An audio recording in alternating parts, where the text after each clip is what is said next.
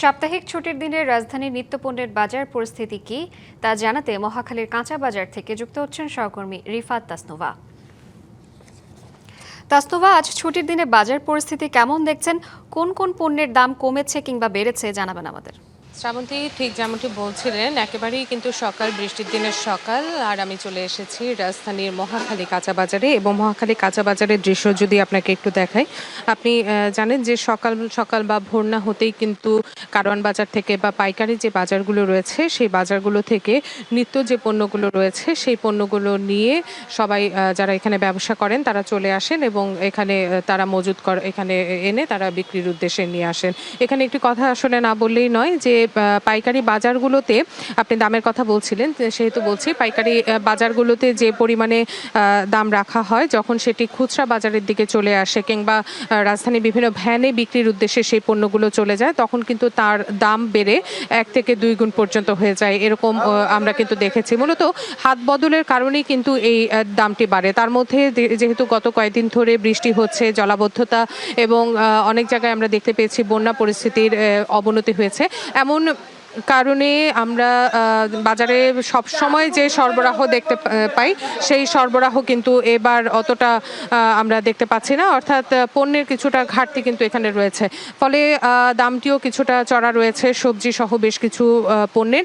তবে একটি বিষয়ে না বললেই নয়, সেটি হচ্ছে মাছের দাম কিন্তু অনেক চড়া। বর্ষা মৌসুমি কিংবা নগদ নিয়ে এলো হার না মানা হার অফার। সর্বনিম্ন 10,000 টাকা রেমিটেন্স নগদে পাঠালে থাকছে স্বর্ণের হার জেতার সুযোগ। এই সময়টাতে মাছের দাম কিছুটা কম থাকলেও মাছের দাম অনেক বেশি বেড়ে গেছে, এরকম কিন্তু অভিযোগ পেয়েছি আমরা যারা ক্রেতা রয়েছেন তাদের কাছ থেকে। এছাড়া ব্রয়লার মুরগির দামটাও কিন্তু কিছুটা বেড়েছে।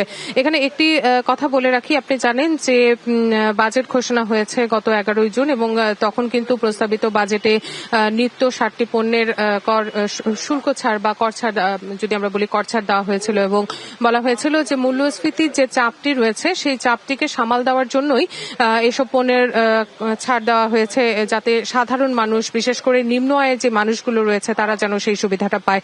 তারপর কিন্তু প্রায় একটি মাস কেটে গেছে। একটি মাস কেটে যাওয়ার পরেও কিন্তু আমরা বাজারে সেই পণ্যগুলোর দাম যে খুব একটা বেশি কমেছে তার প্রভাব দেখতে পাচ্ছি না। আসলে এখানে বিক্রেতা এবং ক্রেতা তাদের সবার সাথেই কথা বলা হয়েছে, তারা বলছেন শুধুমাত্র মহাখালী কাঁচা বাজারে যে বিষয়টি ঘটেছে তা কিন্তু না, এটি কিন্তু সারা দেশব্যাপী এরকম একটি চিত্র তারা দেখতে পাচ্ছেন।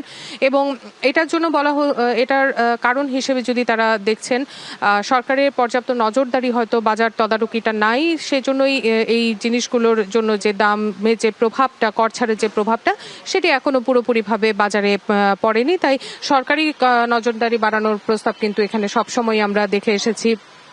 আমরা দেখেছি এর আগেও ভোক্তা অধিকার সংরক্ষণ অধিদপ্তর বিভিন্ন পণ্যের যে অতিরিক্ত লাভের আশায়, অতিরিক্ত মুনাফা লাভের আশায় যে ব্যবসায়ীরা যে ব্যবসাটা করতেন সেটি যাতে করতে না পারে, এজন্য তখন একটি বাজার তদারকির ব্যবস্থা ছিল। ঠিক তেমন ভাবেই আসলে একেবারে নিম্ন আয়ের যারা একেবারে খুচরা পর্যায়ের ব্যবসায়ী, তাদেরকে জরিমানা না করে একেবারে যেখান থেকে দামটা নির্ধারণ করা হয়ে থাকে কিংবা যেখান থেকে আসলে সেই বাজার তদারকির পাশাপাশি সেই জায়গাগুলোকে তদারকির আওতায় আনার জন্য তারা কিন্তু আমাদেরকে বলেছেন। আর বাজার পরিস্থিতি শুক্রবারের আসলে একটু বলতে চাই যে শুক্রবার কিন্তু এই সময় বেশ জমজমাট থাকে বাজার, ক্রেতা বিক্রেতার হাক ডাকে ভরপুর থাকে। এখানে আসলে আমরা দেখতে পাচ্ছি যেহেতু বৃষ্টির দিন, তাই বেশিরভাগ দোকানিরা বসে আছেন, কিন্তু এখন পর্যন্ত ক্রেতা সারা কিন্তু তারা খুব একটা বেশি পাচ্ছেন না। হয়তো বেলা বাড়ার সাথে সাথে বৃষ্টি কিছুটা কমে আসতে পারে কিংবা কিছুক্ষণ পরে হয়তো ক্রেতারা আসবেন, এরকম আশাবাদ ব্যক্ত করেছেন তারা।